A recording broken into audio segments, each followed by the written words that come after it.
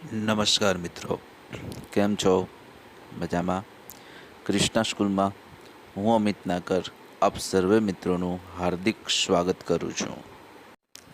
મિત્રો, આપણે unit 2 અનફોરગેટેબલ Walt Disney એના વિશે આપણે અભ્યાસ કરી રહ્યા છીએ. સૌથી પહેલાં આપણે વોલ્ટ ડિઝની વિશે જાણ્યું હતું. એમનું જે આખું જીવન છે એના વિશે આપણે ઇન્ફોર્મેશન મેળવી, માહિતી મેળવી. ત્યારબાદ આપણે પાઠની શરૂઆત કરી. એમાં પહેલા પેરેગ્રાફમાં આપણને રોય, જે એમના નાના ભાઈ વોલ્ટ વિશે જે કંઈ પણ કહે છે તેના વિશે આપણે જાણ્યું કે વોલ્ટ અત્યારે છે નહીં, હાજર નથી, મૃત્યુ પામ્યો છે. તેમ છતાં તેની અસર છે એ સમગ્ર સ્ટુડિયોની અંદર ફેલાયેલી રહે છે. એને પોતાને એવો અહેસાસ થાય છે કે આ વોલ્ટ છે એ મને ક્યાંક આ સ્ટુડિયોની અંદર ભેગો થઈ જશે, કે માથું નીચે ઝુકાવી અને કંઈક નવા નવા વિચારોમાં કંઈક ખોવાયેલો વ્યક્તિનો મને સામનો થશે. એક સખત મહેનતુ અને કલ્પનાશીલ એવા ભાઈ વોલ્ટ ડિઝની, એમના વિશે હવે આપણે આગળ જાણવાનું છે. પાઠમાં શું આવે છે એ હવે આપણે આગળ જોશું. આગળ આપણને આ યુનિટની અંદર કહેવામાં આવેલું છે, Walt was a complex man. એટલે કે વોલ્ટ છે એક જટિલ વ્યક્તિ હતા. મતલબ કે તેમને સમજવું એ ખૂબ જ જટિલ કાર્ય હતું. અલગ અલગ વ્યક્તિઓ માટે વોલ્ટ છે અલગ અલગ વ્યક્તિત્વ ધરાવતા હતા. દરેકે દરેક વ્યક્તિ છે વોલ્ટને અલગ અલગ સમજતા હતા. To the writers, producers and animators who worked with him. એટલે કે તેમની સાથે કામ કરતા હોય તેવા લેખકો, પ્રોડ્યુસર્સ અને એનિમેટર્સ તૈયાર કરનારાઓ, આ બધા લોકો માટે he was a genius who had an extraordinary ability to add an extra stroke of imagination to any story or idea. એટલે કે તે બધા લોકો માટે તે એક જીનિયસ વ્યક્તિ હતા. જીનિયસ વ્યક્તિ એટલે પ્રતિભા સંપન્ન એવા વ્યક્તિ હતા કે જેની અંદર એક અસાધારણ એવી સક્ષમતા રહેલી હતી. કોઈ પણ સ્ટોરી કે કોઈ પણ વિચારને કંઈક અનોખી રીતે કલ્પના કરવાની એક અદ્ભુત શક્તિ છે તેની અંદર રહેલી હતી. આપણે જે રીતે સ્ટોરી કે કોઈ પણ વિચાર હોય ને આપણે જે રીતે હોઈએ, આપણે જે રીતે સ્ટોરીને જોતા હોઈએ, એના પલ્ટ છે એ પોતાની અદ્ભુત એવી કલ્પના શક્તિથી કંઈક એમના વિશે અલગ વિચારતા હતા. અને એટલા માટે જેને એની સાથે કામ કરનારા જે લોકો હતા, લેખકો, નિર્માતાઓ અને એનિમેશન તૈયાર કરનારાઓ, આ બધા લોકો વોલ્ટને જીનિયસ વ્યક્તિ કહેતા. અતિશય શ્રેષ્ઠ પ્રતિભાઓથી સંપન્ન હોય એવી એક વ્યક્તિ. આગળ કહે છે, to the millions of people who watched his TV show. એટલે કે લાખો એવા લોકો કે જે તેમના ટીવી શો જોતા હતા, એવા બધા લોકો માટે વોલ્ટ શું હતા? તો કે he was a warm kindly personality. એક હુંફાળું અને કૃપાળુ વ્યક્તિત્વ ધરાવનાર વ્યક્તિ હતા એ. Bringing fun and pleasure into their homes. જે તેમના ઘરની અંદર આનંદ અને ખુશી છે લાવતા હતા. બરાબર, લાખો લોકો જેના ટીવી શો જોતા હતા એ બધા લોકો માટે વોલ્ટ કેવા વ્યક્તિ હતા? તો કે એક હુંફાળું અને કૃપાળુ વ્યક્તિત્વ ધરાવનાર વ્યક્તિ હતા કે જેની અંદર પુષ્કળ પ્રમાણમાં હૂંફ રહેલી છે, લાગણી રહેલી છે, દયા રહેલી છે, એવી વ્યક્તિ હતા જે ઘરની અંદર આનંદ છે, ખુશી છે લાવતા હતા. ટુ ધ બેન્કર્સ હુ ફાઇનાન્સ્ડ અસ. એવા બેંકના કર્મચારીઓ જે અમને આર્થિક સહાય કરતા હતા, મદદ કરતા હતા. I am sure he seemed like a wild man, hell bent for bankruptcy. મને ચોક્કસપણે ખ્યાલ છે, ખબર જ છે કે તે વોલ્ટને એક જોખમ લેનાર વ્યક્તિ ગણતા હતા. એટલે કે એવા પ્રકારની વ્યક્તિ કે જેણે નાદારી નોંધાવવા માટે દ્રઢ નિશ્ચય કરેલો હોય. હેલ બેન્ટ ફોર બેંક કરપ્સી એટલે કે નાદારી નોંધાવવા માટે દ્રઢ નિશ્ચય કરેલો હોય તેવા વ્યક્તિ. કારણ કે વોલ્ટ છે વારંવાર બેંક પાસેથી પૈસા લઈ, ઉછીના પૈસા લઈ, લોન લઈ અને પોતાનો બિઝનેસ સ્ટાર્ટ કરતા અને બિઝનેસ છે એ ખતમ થઈ જતો, એમાં નિષ્ફળતા મળતી. એટલા માટે બેંકના કર્મચારીઓ માટે વોલ્ટ છે એક જોખમ લેનાર વ્યક્તિ હતા અને જાણે નાદારી નોંધાવવા માટે નિશ્ચય કરેલો હોય એવી કોઈ વ્યક્તિ હતા. અને છેલ્લે કહે છે ટુ મી, મારા પોતાના માટે, એટલે કે રોય ડિઝની એવું કહે છે કે મારા પોતાના માટે, he was my amazing kid brother, તે મારા અનોખા એવા નાના ભાઈ હતા. Full of impractical dreams that he made come true, એટલે કે એવા સંખ્યાબંધ એવા સપનાઓ, ઇમ્પ્રેક્ટિકલ ડ્રીમ્સ એટલે કે અવ્યવહારુ સપનાઓ, that he made come true, કે એ પુષ્કળ પ્રમાણમાં એવા અવ્યવહારિક એવા સપનાઓથી ભરેલા હતા જે તેમણે સાકાર કર્યા. આજે ઇમ્પ્રેક્ટિકલ એટલે કે અવ્યવહારિક, દેખીતી રીતે આપણને યોગ્ય ન લાગતું હોય એવા પ્રકારનું હોય, એવા સપનાઓ એના કેટલાય બધા હતા. પણ એ દરેક સપનાઓ એણે સાકાર કર્યા. એટલા માટે એણે કહેલું કે he was my amazing kid brother, તે મારા અનોખા એવા નાના ભાઈ હતા. કે અવ્યવહારિક એવા સપનાઓને પણ તેણે સાકાર કરી બતાવ્યા. તો મિત્રો અહીંયા પેરેગ્રાફની અંદર વોલ્ટ વિશેની વાત કરી કે દરેક વ્યક્તિ માટે વોલ્ટનું વ્યક્તિત્વ છે અલગ અલગ હતું. બધા વ્યક્તિ વોલ્ટને એક સરખો જ ગણતા ન હતા. દરેક વ્યક્તિ માટે વોલ્ટનું મહત્વ કંઈક અલગ અલગ હતું. એના પછીના પેરેગ્રાફમાં આપણને જણાવવામાં આવેલું છે, the apple orchard and weeping willow that stand green and beautiful at our old farm, કે અમારા જૂના પુરાના ખેતર ઉપર એક સફરજનની ફવાડી અને વિપિંગ વિલો એટલે કે નેતર જેવું એક વૃક્ષ જે એકદમ લીલાછમ દેખાતા હતા અને સુંદર મજાના લાગતા હતા. વેર વોલ્ટ સ્ક્રેચ્ડ હિઝ ફર્સ્ટ એનિમલ્સ, જ્યાં વોલ્ટે તેમના જીવનનું પહેલું એવું એક એનિમલનું સ્ક્રેચ છે તૈયાર કરેલું. એટલે કે સૌથી પહેલું એક પ્રાણીનું ચિત્ર વોલ્ટે અમારા જૂના પુરાના ખેતર પર આ તૈયાર કરેલું હતું. આગળ કહે છે, I recall how Walt and I would snuggle together in bed and hear the hunting whistle of a locomotive passing in the night. એટલે કે મને બરાબર યાદ છે કે હું અને વોલ્ટ કેવી રીતે એકબીજાને ભેટી, એકબીજાને વળગી અને એક જ પથારીની અંદર સૂતા અને રાત્રિના સમયે ત્યાંથી પસાર થતી લોકોમોટિવ એટલે કે એક પ્રકારની ટ્રેન, અને લોકોમોટિવ કહેવા ટ્રેનનું એન્જિન, એની ત્રાસ આપનારી જે વિસલ હતી તે સાંભળતા. હન્ટિંગ એટલે ત્રાસ આપનારું.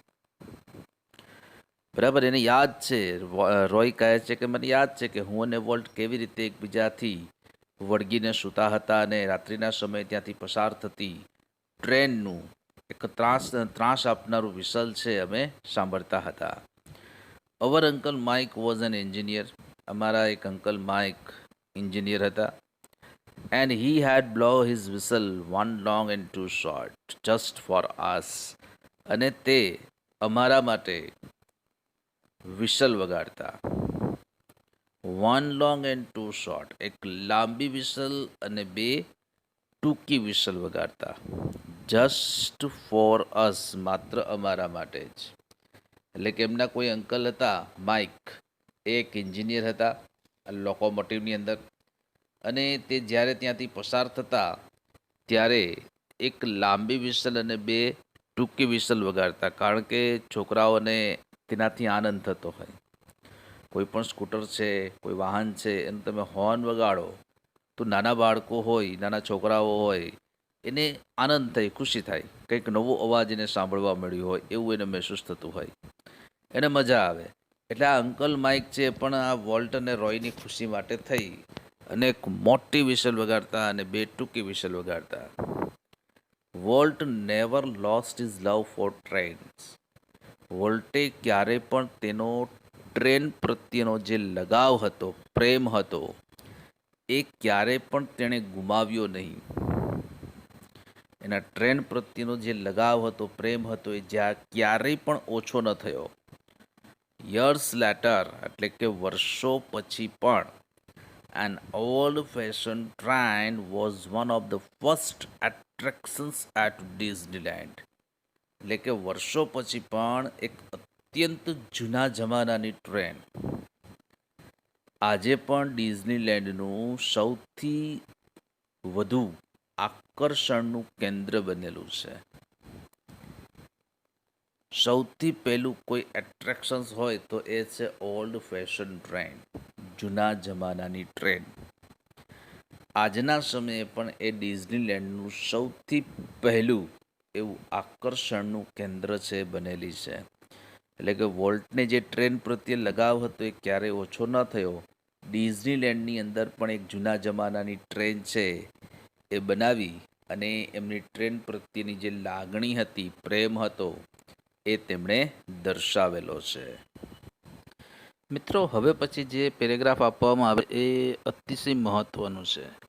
આ પાઠની અંદરથી જે આપણને શોર્ટ નોટ પૂછવામાં આવે છે એ શોર્ટ નોટની અંદર હવે પછીના જે બે પેરેગ્રાફ છે એ અતિશય ઇમ્પોર્ટન્સ ધરાવે છે. આખા પાઠની અંદરથી જેટલી શોર્ટ નોટ પૂછાય છે એ દરેકે દરેક શોર્ટ નોટની અંદર આ બે પેરેગ્રાફની અંદર રહેલી બાબતનો સમાવેશ અવશ્ય થાય જ છે. આ બે પેરેગ્રાફ તમને આવડે એટલે આ યુનિટની શોર્ટ નોટ તમને સારી રીતે આવડી શકે, આવડી જ જવાની છે. માત્ર આ બે પેરેગ્રાફ શાંતિથી સારી રીતે શીખી લેવા, સમજી લેવા, અને એકદમ સરળ છે, એકદમ સહેલાઈથી આવડી જાય તેવા છે. તો ચાલો આપણે શરૂ કરીએ.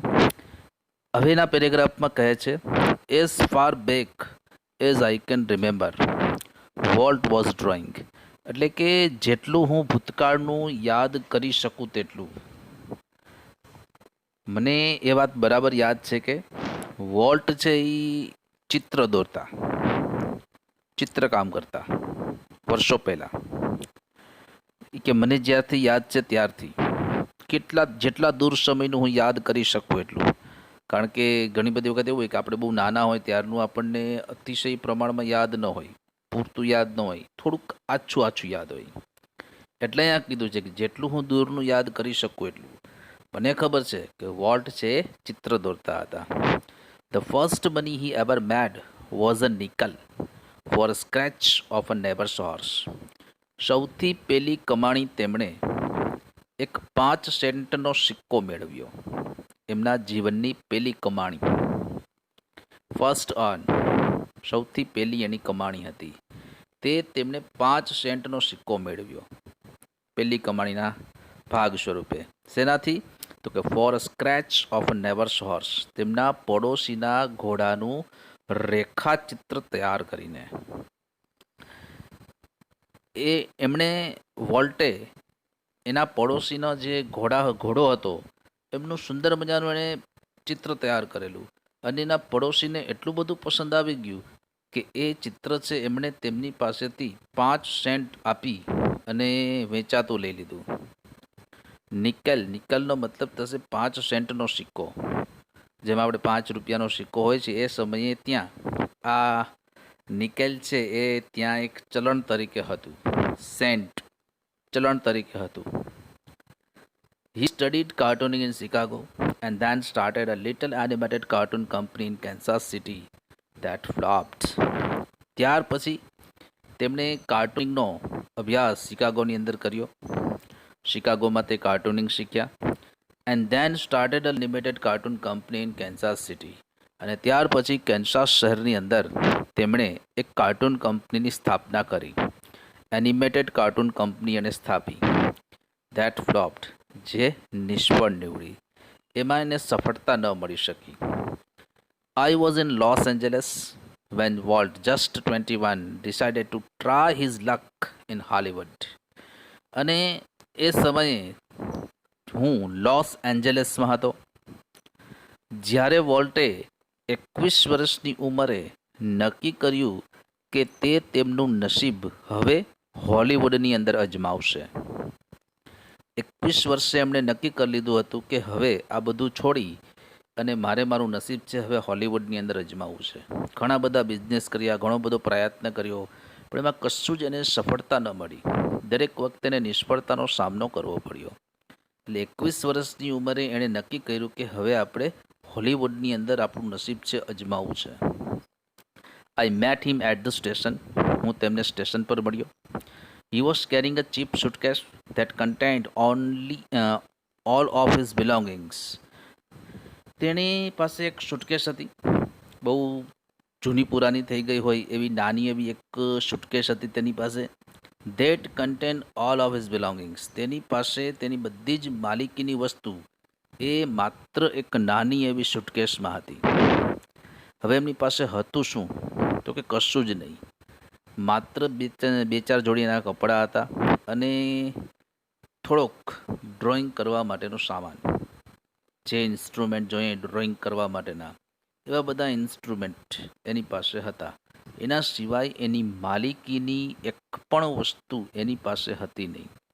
આ એની માલિકીની વસ્તુ જ્યારે એણે 21 વર્ષની ઉંમરે હોલિવૂડની અંદર નસીબ અજમાવવાનું નક્કી કર્યું ત્યારે એની મૂડી માત્ર ને માત્ર એક નાની એવી સુટકેસ હતી, જેમાં થોડા એના પૈસા, થોડા એના કપડાં અને થોડીક એની આ ડ્રોઈંગ બનાવવા માટેની બધી વસ્તુઓ. ત્યાર પછી કહે છે વી બોરોડ $500 ફ્રોમ એન અંકલ. અમે એક અંકલ પાસેથી $500 છે ઉછીના મેળવ્યા. બોરોવડનો મતલબ થશે ઉછીનું મેળવવું. આપણે કોઈની પાસેથી ઉછીનું લીધું હોય તો એને બોરોવડ કહેવાય. બોરો એટલે ઉછીનું મેળવવું. અને માની લો કે આપણે કોઈને ઉછીનું આપીએ છીએ તો એને કહેવામાં આવશે લેન્ડ. લેન્ડ એટલે ઉછીનું આપવું અને બોરો એટલે ઉછીનું મેળવવું. એટલે કહે છે કે $500 છે અમે એક અંકલ પાસેથી ઉછીના મેળવ્યા. And Walt started a cartoon series called Alice in cartoon Land. અને વોલ્ટે એક કાર્ટૂન સિરીઝ શરૂ કરી જેનું નામ હતું એલિસ ઇન કાર્ટૂન લેન્ડ. એક અંકલ પાસેથી પૈસા ઉછીના મેળવી એમણે આ એક સિરીઝ છે શરૂ કરી. પહેલી એની કાર્ટૂન સિરીઝ જેનું નામ હતું Alice in cartoon land. It was tough going. એ સમય છે ખૂબ જ મુશ્કેલી ભરેલો હતો. અતિશય મુશ્કેલી ભરેલો સમય એ એમનો આ હતો કે એમને $500 ઉછીના મેળવી અને સિરીઝ શરૂ કરી અને એ સિરીઝ છે ચાલી નહીં. એના માટે સૌથી મુશ્કેલી ભરેલો સમય હતો. Volt did all the animation and I crank the old fashion camera. એટલે કે વોલ્ટે બધા જ એનિમેશન છે એ બનાવતો હતો અને હું જૂની ઢબના જે કેમેરા હતા, જૂના પુરાના જે કંઈ પણ કેમેરા હતા તેનાથી હું તેનું ફિલ્મીકરણ કરતો હતો. એટલે કેમેરાની અંદર કેદ કરતો હતો, એનું શૂટિંગ કરતો હતો. એમની પાસે બહુ પૈસા ન હતા એટલા માટે નવા જે આધુનિક કેમેરાઓ હોય એવા કેમેરાઓ એ ખરીદી શકે તેમ ન હતા. એટલે જે જૂના ઢબના કેમેરા હતા, જૂના જમાનાના જે કેમેરા હતા એમાંથી એ એનું ફિલ્મીકરણ કરતો હતો કે હું એ ફિલ્મ છે તૈયાર કરતો હતો. The Alice cartoons didn't make much of splash. એટલે કે એલિસ કાર્ટૂન છે એમણે ધારી એવી સફળતા ન મેળવી, બહુ નામના ન મેળવી શકી. સ્પ્લેશનો મતલબ થશે પ્રસિદ્ધિ, નામના, કીર્તિ. એનાથી એને કંઈ મળ્યું નહીં. So Walt started a new series called Oswald the rabbit. તેથી વોલ્ટે શું કર્યું તો કે આ સિરીઝને ડ્રોપ કરી દીધી, છોડી દીધી અને એક નવી સિરીઝ શરૂ કરી ઓસ્વાલ્ડ ધ રેબિટ, જેનું ખરેખર સાચું નામ છે ઓસ્વાલ્ડ ધ લકી રેબિટ, એ નામની એણે સિરીઝ છે શરૂ કરી. Oswald did better but when Walt went to our New York distributor for more money he ran into trouble. એટલે કે ઓસ્વાલ્ડ છે એણે બહુ સારી એવી પ્રસિદ્ધિ મેળવી, સારી એવી નામના મેળવી, સારું એવું એનું લોકપ્રિયતા છે પ્રાપ્ત થવા લાગી. પણ જ્યારે વોલ્ટ છે અમારા ન્યુયોર્કના ડિસ્ટ્રીબ્યુટર પાસે ગયો, જે યુનિવર્સલ સ્ટુડિયો કરીને એનો એક ડિસ્ટ્રીબ્યુટર હતા, એમની પાસે ગયા ફોર મોર મની, વધુ પૈસા માટે, કે હવે સિરીઝ વધુ સારી રીતે ચાલે છે તો મને થોડા વધુ પૈસા તમે આપો. કારણ કે અગાઉ તમને કીધું એ મુજબ વોલ્ટ માટે જે આ સમય હતો એ અતિશય કપરો સમય હતો, મુશ્કેલી ભરેલો સમય હતો, એની પાસે પૈસા ન હતા. એટલે વોલ્ટે કહેલું કે ભાઈ મને હવે સિરીઝ સારી રીતે ચાલે છે, આટલી બધી પ્રસિદ્ધિ નામના મળી ગઈ છે, આટલી બધી એનાથી આવક આપણને થાય છે, તો મને બી થોડા પૈસા છે વધુ આપો. એટલે જ્યારે એ વધુ પૈસા માટે ડિસ્ટ્રીબ્યુટર પાસે ગયા ત્યારે તે મુશ્કેલીમાં મુકાયા. બરાબર છે, ત્યારે એને મુશ્કેલીનો સામનો કરવો પડ્યો. હવે શું મુશ્કેલી હતી એ હવે પછીના પેરેગ્રાફમાં આપણને જણાવવામાં આવેલું છે. મિત્રો, હવે પછીના પેરેગ્રાફમાં આપણને જણાવવામાં આવેલું છે, કહે છે what kind of a deal did you make kid, I asked. મેં તને પૂછ્યું, એટલે કે રોય છે એ વોલ્ટરને પૂછે છે what kind of a deal did you make kid, કે ભાઈ તે આ કેવા પ્રકારનો સોદો કર્યો. ડીલ એટલે એક પ્રકારનો સોદો.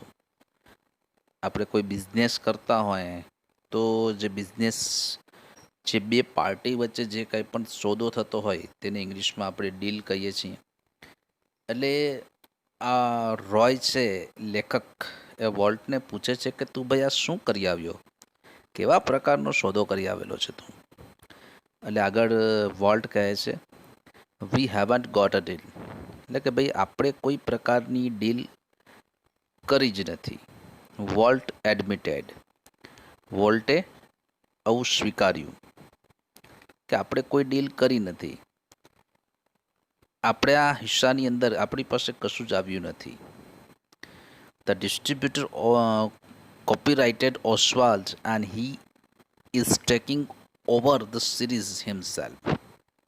એટલે કે જે ડિસ્ટ્રીબ્યુટર છે યુનિવર્સલ સ્ટુડિયો, એના ડિસ્ટ્રીબ્યુટર હતા એ સમયના, એમણે ઓસ્વાલ્ડનો કોપીરાઇટ એટલે કે મુદ્રણાધિકાર, કોપીરાઇટનો મતલબ થાય મુદ્રણાધિકાર, એ તેમણે પ્રાપ્ત કરી લીધા છે, મેળવી લીધેલા છે. તમે કોઈ પણ આર્ટ તૈયાર કરો તો એનું કોપીરાઇટ હોય. કોઈ ગીત છે, કોઈ વિડીયો છે, કંઈ પણ છે, એના કોપીરાઇટ હોય કે તમારા સિવાય અન્ય કોઈ લોકો છે એ એનો યુઝ ન કરી શકે. તો આ કોપીરાઇટ છે એ એમણે મેળવી લીધેલા, ઓસ્વાલ્ડના કોપીરાઇટ છે ને લઈ લીધેલા. And he is taking over the series himself, અને તે હવે સિરીઝ તેમની પોતાની જાતે આગળ વધારશે. એટલે પોતે જ યુનિવર્સલ સ્ટુડિયો છે એ જ તેના માલિક બની ગયા. બરાબર, કોપીરાઇટ મેળવી અને તેના માલિક બની ગયા, અને વોલ્ટને આ સિરીઝમાંથી બહાર જવું પડ્યું.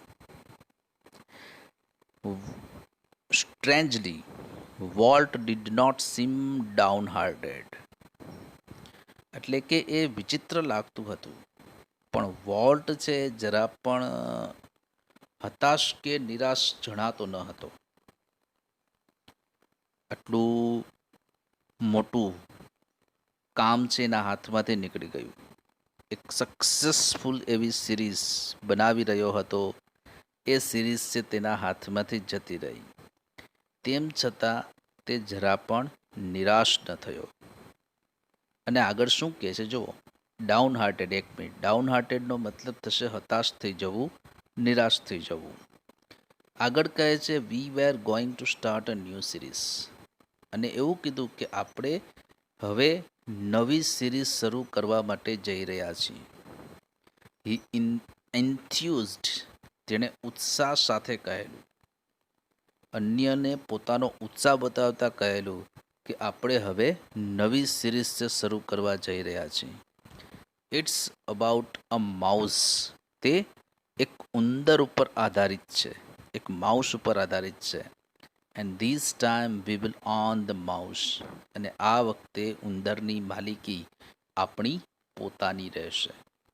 મતલબ કે એના પરના જે કંઈ પણ કોપીરાઇટ હશે તે ઓલરેડી આપણે મેળવી લેશું. એટલે કે આપણી પાસેથી એ કોઈ છીનવી શકશે નહીં.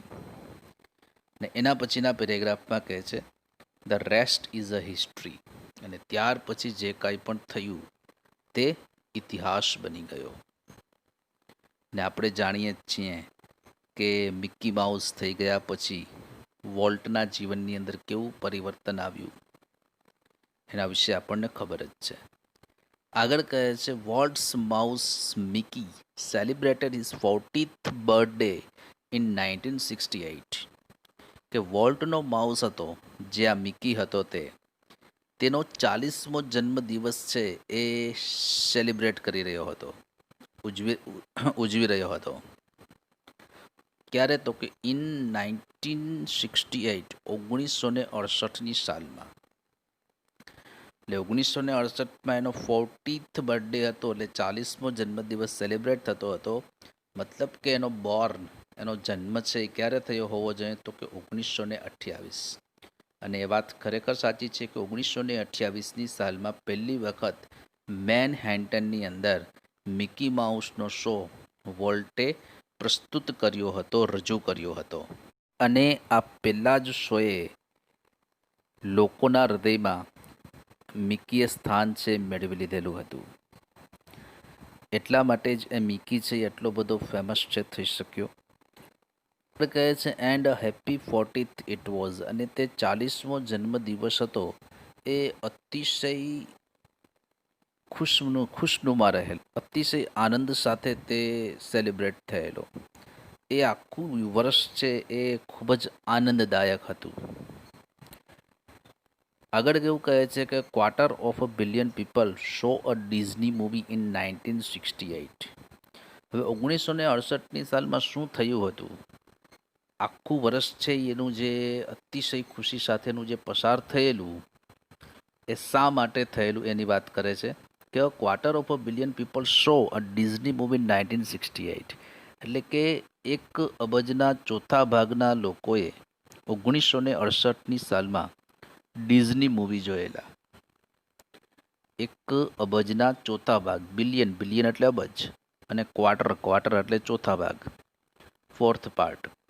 એ ચોથા ભાગના લોકોએ 1968ની સાલમાં ડિઝની મૂવી જોયા. એ ડિઝની કંપનીએ જે કાંઈ પણ મૂવી તૈયાર કરેલા હતા એ જોયા. 100 million watched Disney TV show. 100 million જેટલા લોકોએ ડિઝની ટીવી શો જોયા. Nearly a billion read a Disney book or magazine and almost 10 million visited Disneyland.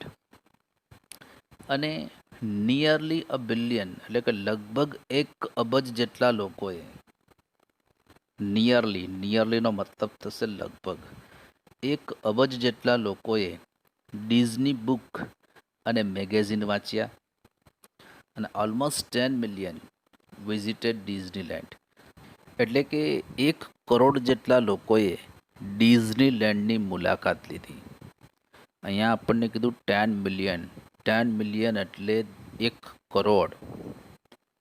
બરાબર, 1 કરોડ લોકો છે એણે એ વર્ષે 1968ની સાલમાં ડિઝનીલેન્ડની મુલાકાત લીધી. એટલે કહેતા હતા કે આ 1968નો જે એનો બર્થડે હતો એ અતિશય આનંદદાયક છે પસાર થયો. And Mickey, as volt use to say, started it all. અને વોલ્ટ કહેતો હતો કે આ જે કાંઈ પણ શરૂઆત કરી છે આ બધી શરૂઆત મિકીએ કરી. કે જે આટલા બધા લોકો છે ડિઝનીલેન્ડની મુલાકાત આવે છે, ડિઝની ટીવી શો જોવે છે, ડિઝની મૂવી જોવે છે, એ બધા પાછળનું રીઝન શું છે, કારણ શું છે? તો કે માત્ર એક જ મિકી. એમણે જ આટલી મોટી સફળતા છે એ અપાવી છે. તો મિત્રો, આ રીતે વોલ્ટે મિકી બનાવી અને એક અદ્ભુત એવી એના કેરિયરની શરૂઆત કરી. વધુ આપણે નેક્સ્ટ વિડીયોની અંદર જોશું. આશા રાખું કે આપણે જે કંઈ પણ શીખ્યા એ તમને સમજમાં આવી ગયું હશે. તો મિત્રો, ત્યાં સુધી થેન્ક યુ. આવજો. Good bye. Bye bye. Next વિડીયોની અંદર ફરી પાછા આપણે મળીશું.